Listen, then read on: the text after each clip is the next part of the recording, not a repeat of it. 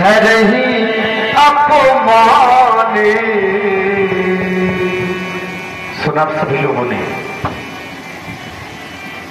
धनुष तोड़ने वाले के विरोध में परशुराम जी महाराज का वक्तव्य कह रहे जिसने धनुष तोड़ा है वह मेरा शत्रु है, और शत्रु यदि भी प्राप्त न हुआ तो ये करेंगे क्या? कह रहे हैं सो बिलगाऊ रिहाई समाजा और नत मारी गई है सब राजा।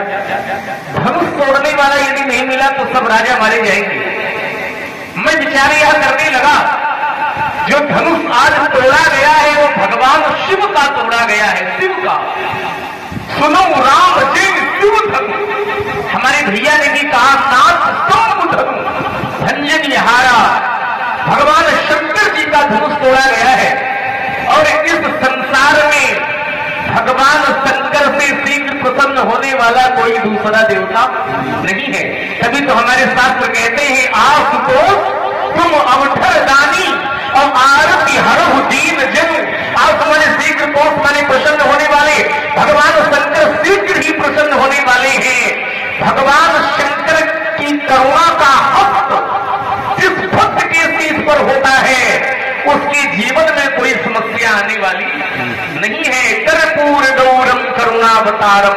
करुणा के अवतार भगवान शंकर हैं और जो शिव के प्रति समर्पित हो गया, जो भगवान से जुड़ गया तो फिर उसकी सुरक्षा की जिम्मेदारी भगवान के हाथों में। प्राय लोग कह देते हैं हमारे साथ हैं रघुनाथ तो किस बात की चिंता। हमारा ध्यान भगवान शंकर की ओर चला गया। शंकर जी के एक परम भक्त थे महात्मा मरकंड, और मरकंड के कोई पुत्र नहीं था। महात्माओं के पास पहुंचे महाराज कोई उपाय, हमारे जीवन में संतान नहीं है। तो मरकंड की भाग्य रेखा को इस समय संतों ने देखा तो निर्णय ये दे दिया कि तुम्हारे पूरे जीवन में संतान होगी ही नहीं, संतान प्राप्ति तुम्हें संभव नहीं है। महाराज कोई उपाय जिससे हमें पुत्र प्राप्त हो सके। तो महात्माओं ने एक स्वर में आवाज दी कि भगवान शंकर यदि कृपा कर दे तो तुम्हें पुत्र मिल सकता है, क्योंकि शंकर जी में यह सामर्थ्य है कि भाव्यू में होनहार को भी मिटाने की शक्ति भगवान शंकर में है। मरकंड ने भगवान शंकर की आराधना प्रारंभ की, भगवान शंकर प्रसन्न हुए, शंकर जी की कृपा प्राप्त हुई, पुत्र प्राप्त हो गया। देखिए पुत्र तो मिल गया, लेकिन समस्या ये थी कि पुत्र केवल 5 वर्ष तक जीवित रहेगा। अल्पायु था बालक, बालक का नाम मार्कंडेय रख दिया गया। धीरे धीरे समय बीतने लगा, पिताजी को पुनः चिंता होने लगी।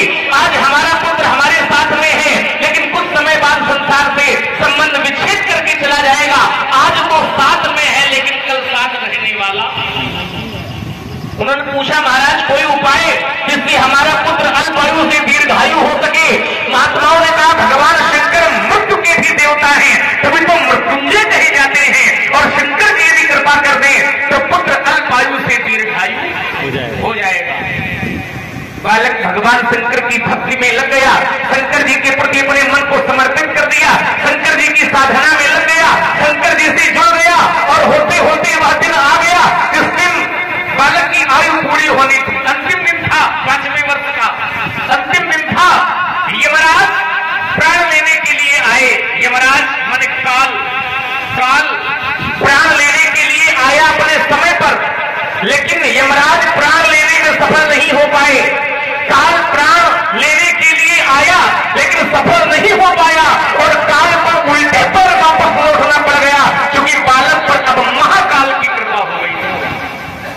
महाकाल की कृपा हो गई, ध्यान देना, महाकाल की कृपा हो गई तो यमराज भी बालक का बाल बांका नहीं कर पाए। बालक शंकर जी से जुड़ गया तो शंकर जी की कृपा का फल ये रहा कि यमराज भी शंकर जी की सुरक्षा चक्र का भेदन नहीं कर पाए।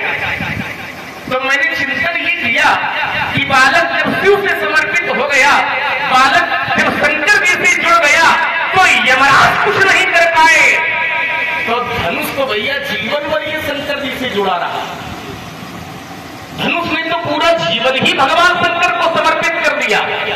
तो जब शंकर जी से जुड़ने पर यमराज कुछ नहीं कर पाए तो फिर धनुष तोड़ने वाला धनुष तोड़ने में सफल कैसे हो गया? जब यमराज शंकर जी की सुरक्षा चक्र का भेदन नहीं कर पाए तो तोड़ने कैसे कर दिया।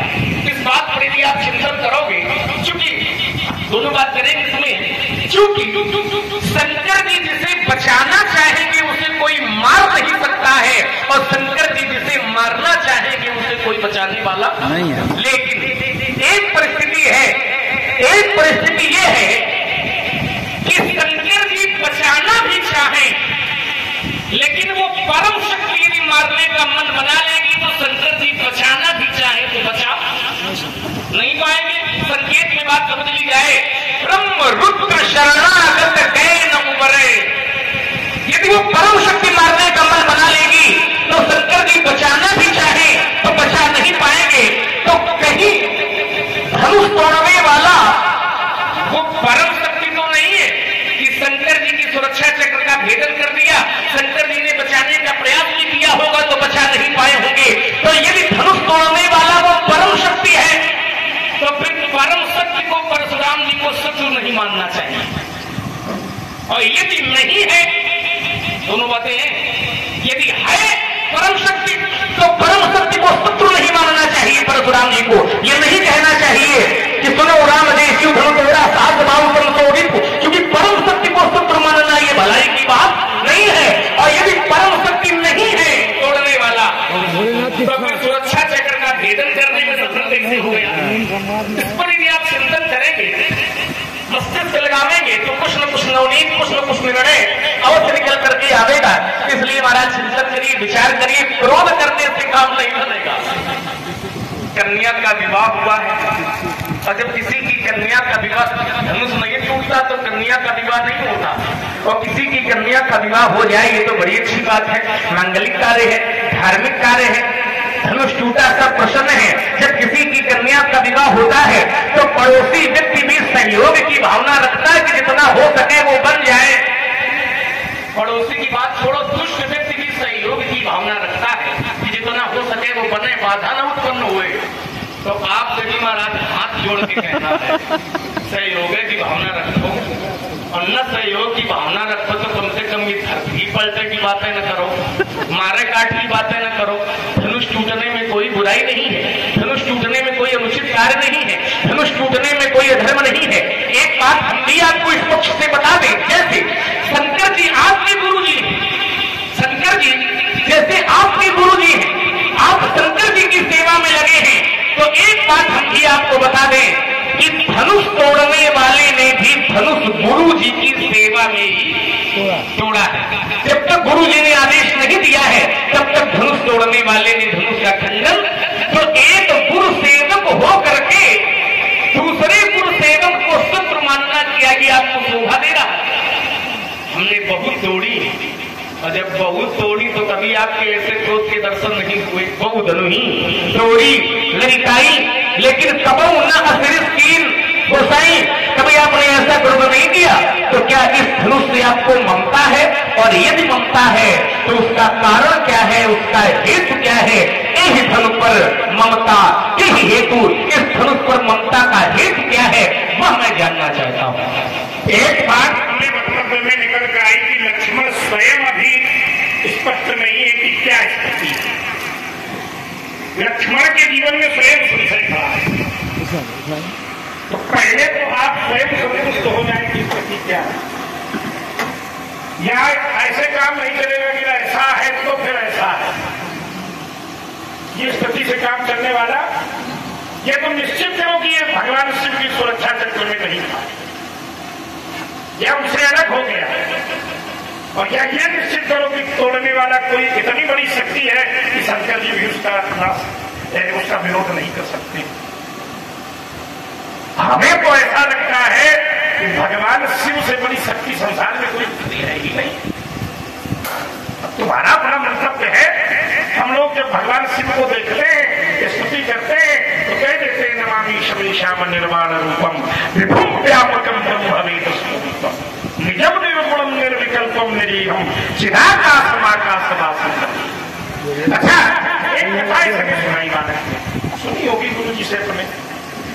अब जो सुनी होती तो थोड़ी बहुत कहीं ना कहीं तो छूटा जाता, उसमें थोड़ा न थोड़ा। तो बोले एक ऋषि थे, उनके पुत्र नहीं था, तो बड़े यत्न से पुत्र हुआ, और उसने भगवान शंकर की शरण ले ली तो काल भी उसका कुछ नहीं करता। ये आपका भ्रम है, इस कथा को पूरा समझिए। संसार में जो भी आया है कुंडी कुमार वो काल के वसीभूत होकर आया है, वो कोई नहीं बता सकता। परमात्मा भी दुखरा धाम पर आते हैं लीला करने के लिए। इस बात को भी किस बात के लोग अपने हृदय पर स्थापित करें।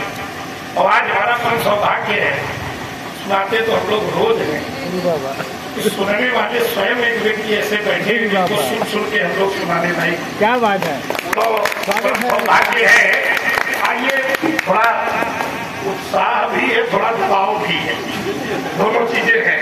सबसे ज्यादा हमने ही सुना है जो कि जहाँ हमारी नगरी है सबसे ज्यादा महाराजे गए हैं। इसलिए होशा से बोल रहा है, हम होश में हैं। हम चलिए बहुत बढ़िया, आपका भाव अच्छा है। देखिए इसी तरह अच्छे भाव से प्रस्तुत रहोगे तो चकाचक है ना। तो मेरे कहने का भाव तुम्हारे प्रश्न के प्रत्युत्तर में कि जो धरती पर आया है, इस लीला जगत में आया है, वो परमात्मा ही क्यों ना हो, लेकिन उनको भी काल के वशीभूत होकर के ही आना पड़ा और समय पर ही जाना। और इसके एक नहीं कई उदाहरण। जब जब वो मानव बने लीला जगत में आए हैं तो स्वयं काल ने आकर उनसे प्रार्थना की, महाराज आपका समय पूर्ण हो गया, आप यहाँ से चले। क्योंकि समय अगर आप नहीं मानेंगे तो संसारिक जीव कैसे मानेंगे। तो फिर प्रश्न हुआ कि मार्कंडेय जी का क्या हुआ।